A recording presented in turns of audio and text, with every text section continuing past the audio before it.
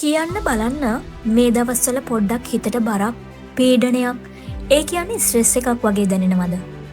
සමහර වෙලාවට ඔළුව ඇතුලෙන් ලොකු සද්දයක් එනවා වගේ කිසිම දෙයක් පැහැදිලි නෑ වගේ ඔක්කොම එපා වෙනවා වගේ නේද? හැබැයි අපි ගොඩක් වෙලාවට ස්ට්‍රෙස් වෙන්නේ නැති ප්‍රශ්න හදාගෙන නැත්තම් පොඩි ප්‍රශ්න ලොකු කරගෙන.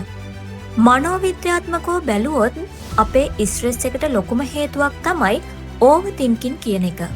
ඒ කියන්නේ ඕනාවට වඩා හිතන එක. අපි හැමෝම ස්ට්‍රෙස් කරන ඒත් අපි ඕනාවට වඩා හිතන්නම ඕන ප්‍රධාන මාතෘකා දෙකක් ගැන අද අපි කතා කරමු.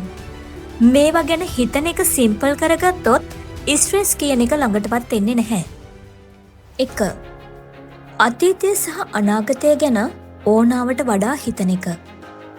හිතලා බලන්න ඔයාට අතීතය වෙනස් කරන්න පුළුවන්ද? බැහැ.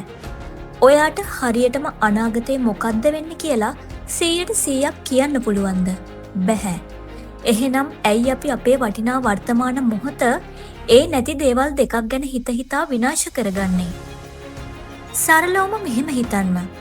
අතීතයෙන් පාඩම් ඉගෙන ගන්න, අනාගතයට සැලසුම් කරන්න, හැබැයි ජීවත් වෙන්න මේ දැන්.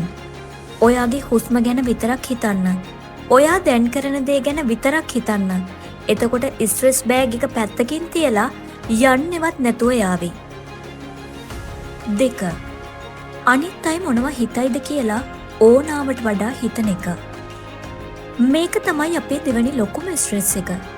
මම මේ ඇඳුම ඇඳොත් මිනිස්සු hina වෙයිද?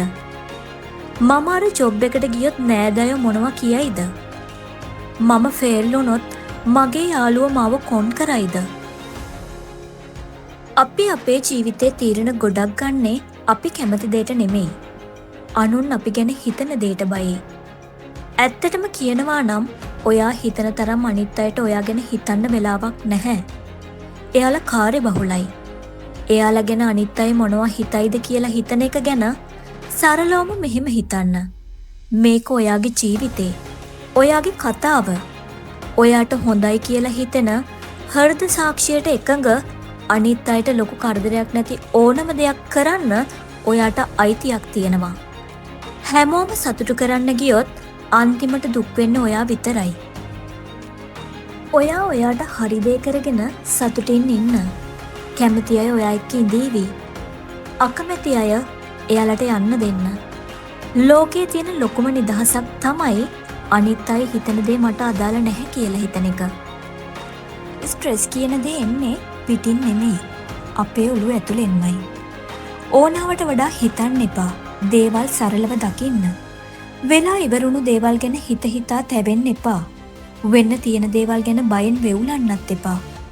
අනුන්ගේ අදහස් ඔයාගේ යථාර්ථයක් කරගන්නත් එපා. මේ මොහොතේ ජීවත් වෙන්න ඔයාට පුළුවන් දේ විතරක් පාලනය කරන්න. සරලව සතුටින් ඉන්න. ඔබට ජය.